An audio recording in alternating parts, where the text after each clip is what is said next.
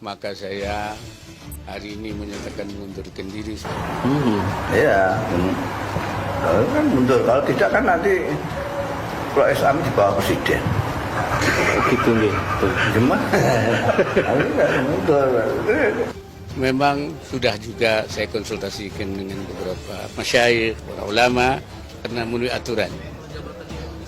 Jadi mungkin nanti saya mengundurkan diri. Ma'ruf Amin akan diganti Prabowo? Gelora.co oleh Tony Rashid. Desas-desus Ma'ruf Amin akan diganti. Maksudnya dilengsarkan dari kursi Wapres, isunya makin santer. Bahkan kabarnya, skenario ini sudah direncanakan sebelum Pilpres 2019. Namanya juga kabar, bisa benar dan bisa tidak. Dari sisi politik jika benar, kabar ini tak terlalu mengejutkan sebab posisi Ma'ruf Amin lemah, tidak punya partai dan dianggap tidak sepenuhnya mempresentasikan kepentingan Nahdliyin, organisasi asal Kiai Ma'ruf ini.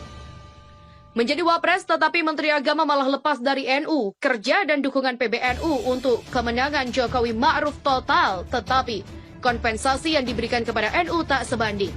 Sebagai vote getter, pilih Ma'ruf Amin sebagai Cawapres cukup efektif. Kantong suara Nahdliyin bisa diambil, terutama untuk mengimbangi suara umat Islam yang anti terhadap Jokowi, khususnya di Jawa Tengah dan juga Jawa Timur. Jika Ma'ruf Amin diganti, bagaimana respon PKB dan PBNU? Yang pasti, Ma'ruf Amin tidak mewakili PKB. PKB punya jatah sendiri di kabinet untuk PBNU. Jika posisi Menteri Agama kembali diserahkan kepada kader NU, hal ini akan melegakan. Proporsional, sebab banyak garapan kemenang itu ada di wilayah NU. Mungkinkah posisi Wapres ditukar gulingkan dengan Menak? Sepertinya PBNU tak keberatan, sebab pegang kemenak bagi NU bisa jadi lebih banyak manfaatnya daripada posisi Wapres. Lalu apa alasan konstitusional mengganti Ma'ruf Amin? Mengundurkan diri dengan alasan uzur itu dibenarkan oleh konstitusi. Simple. Siapa yang menggantikannya? Yang pasti bukan Muhaimin Iskandar atau Caimin atau Kiai Said Akil Sirot SAS. Kabarnya, ada dua kandidat yang sekarang sedang bersaing untuk mengincar posisi itu. Siapakah? Budi Gunawan dan Prabowo Subianto. Budi Gunawan, orang dekat Megawati, Ketua Umum PDIP. PDIP cukup besar jumlah kursinya di DPR jika nanti terjadi pemilihan di parlemen. Tetapi Jokowi nampaknya lebih sreg ke Prabowo Subianto untuk mendampingi dirinya. Kenapa? Dikarenakan yang pertama, selama ini Jokowi selalu berhasil menghindari kooptasi Megawati.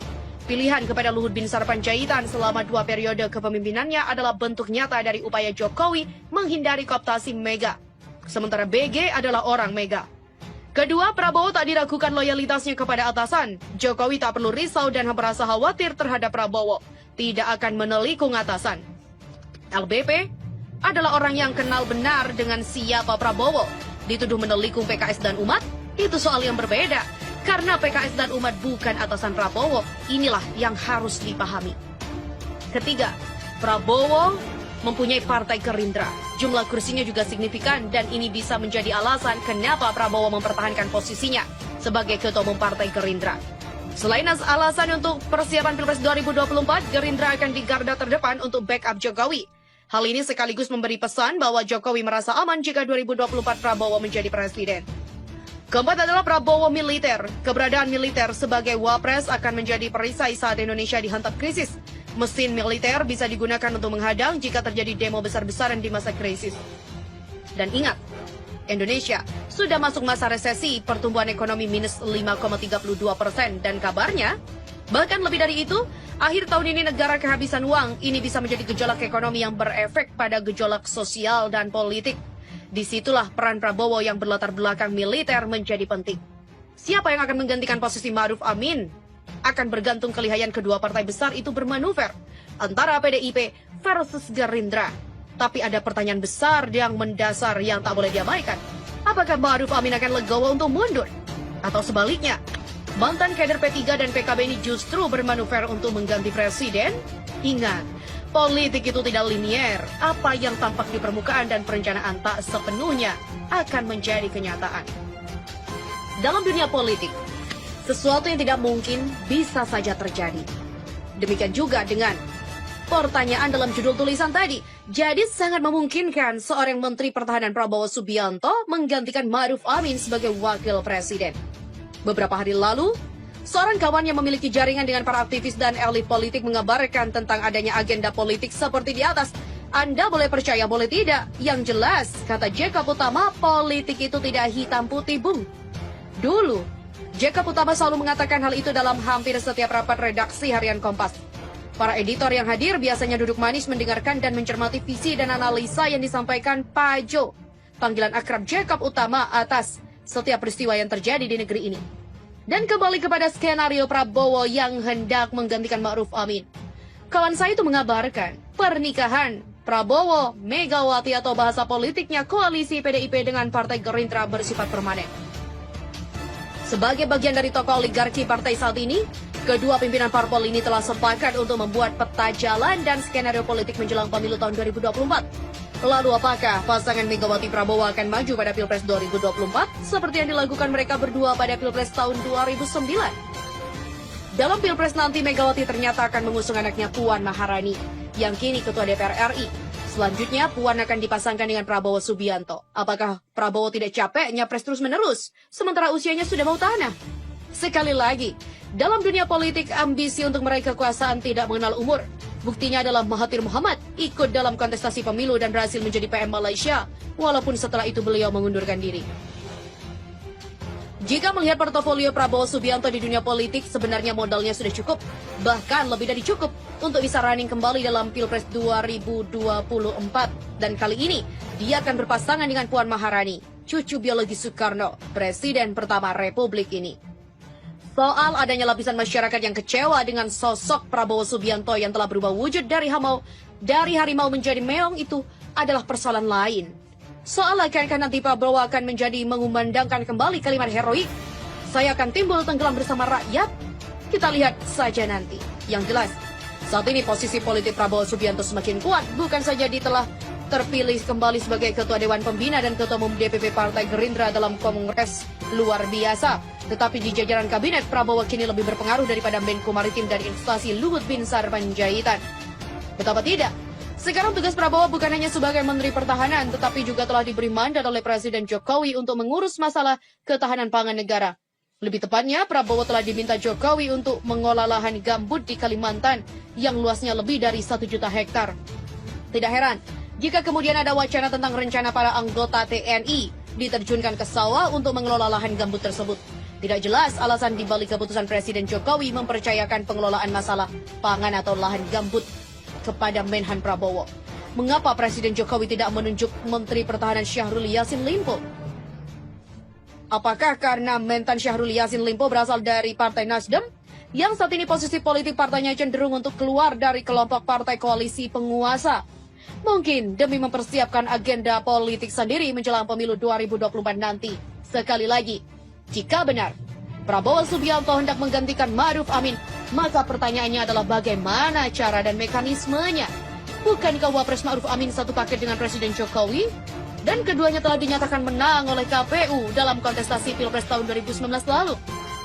Walaupun banyak kalangan masyarakat menuju kemenangan tersebut diraih dengan cara curang, pergantian penguasa seperti Wapres Ma'ruf Amin dilakukan melalui proses politik yang disepakati bersama, di antaranya para pimpinan parpol penguasa. Alasan rasional bisa dicari-cari, misalnya mengingat usia Ma'ruf Amin sudah tua dan sering sakit-sakitan, maka posisi dan jabatan Wapres perlu diganti. Bagi sementara kalangan bisa saja agenda politik untuk menggantikan Ma'ruf Amin sebagai Wapres dianggap sebagai skenario di luar nalar politik. Pikiran seperti ini juga sah-sah saja. Tapi jika nanti skenario politik PDIP Gerindra ini benar-benar menjadi kenyataan, maka realitas politik tersebut akan semakin mengukuhkan pendapat bahwa dalam dunia politik segala kemungkinan bisa terjadi. Sangat mungkin terjadi Jokowi bisa mundur atau bahasa halusnya diminta mundur sebelum masa tugasnya selesai sebagai presiden periode kedua berakhir tahun 2024. Bisa di 2023 Jokowi mundur, sehingga pada Pilpres 2024 nanti posisi Prabowo adalah presiden. Loh, kalau begitu, siapa nanti yang akan meminta mundur Jokowi? Ya penguasa parpol koalisi lah, terutama PDIP dan Partai Gerindra. Nah, kawan saya itu mengabarkan seperti itu agenda dan skenario politik yang akan dijalankan Prabowo Subianto bersama PDIP. Jadi langkah pertamanya adalah menggantikan Ma'ruf Amin sebagai Wapres, kemudian setahun atau 2 tahun menjelang Pilpres 2024, Prabowo akan menggantikan Jokowi sebagai presiden. Dengan begitu, Nanti Prabowo akan maju sebagai presiden incumbent dalam Pilpres 2024 tatkala berpasangan dengan Puan Maharani. Itulah agenda politik dari koalisi permanen PDIP Partai Gerindra. Dengan demikian, sudah lengkap oligarki parpol dan dinasti politik di negeri ini. Mereka akan asik sendiri dengan permainan kursi kekuasaan masing-masing. Sementara masyarakat dibiarkan mengurus dan mengatasi masalahnya sendiri. Melihat perilaku elit politik ini, semoga rakyat Indonesia bisa diberi kekuatan dan ketabahan dalam menghadapi masalah yang dihadapi saat ini, seperti penyebaran pandemi COVID-19 dan resesi ekonomi yang sudah di depan mata masyarakat. Sekarang dihadapkan pada persoalan yang saling bertumpuk dan silih berganti. Sementara para penguasa asik mengutamakan kepentingan pribadi dan kelompoknya masing-masing. Di masa datang, generasi penerus bangsa akan membaca catatan sejarah yang berbunyi. Di zaman dulu ada orang, politisi bernama Prabowo Subianto yang pernah maju dalam Pilpres sebanyak 3 kali, bahkan mungkin nanti 4 kali. Pada 2009, Prabowo menjadi calon wakil presiden berpasangan dengan Megawati Soekarno Putri. Megawati Prabowo dikalahkan pasangan SBY Budiono. Lalu pada Pilpres 2014, Prabowo maju sebagai capres berpasangan dengan Hatta Rajasa. Prabowo Hatta kalah dari pasangan Jokowi JK. Kemudian di Pilpres 2019, Prabowo maju berpasangan dengan Sandiaga Uno. Prabowo kembali kalah dari Jokowi pada periode keduanya, berpasangan dengan Kiai Haji Ma'ruf Amin. Prabowo akhirnya bergabung dengan kabinet Jokowi. Setelah menjadi menhan di kabinet Jokowi, tiba-tiba Prabowo menggantikan Ma'ruf Amin sebagai wapres. Tidak hanya itu, menjelang Pilpres 2024, Prabowo kembali kemudian menggantikan Jokowi yang mengundurkan diri sebagai presiden yang pada periode kedua. Selanjutnya, Prabowo bersama Puan Maharani maju sebagai pasangan capres dan cawapres pada pemilu presiden 2024. Jika seperti itu catatan sejarah politik Indonesia, apakah anak cucu generasi bangsa Indonesia akan menangis sambil mencaci maki para elit politik generasi sebelumnya? Atau mereka akan menerima dengan legowo catatan kelam perilaku elit kekuasaan saat ini? Wallahu a'lam bishawab. Penulis adalah wartawan senior FNN.co.id.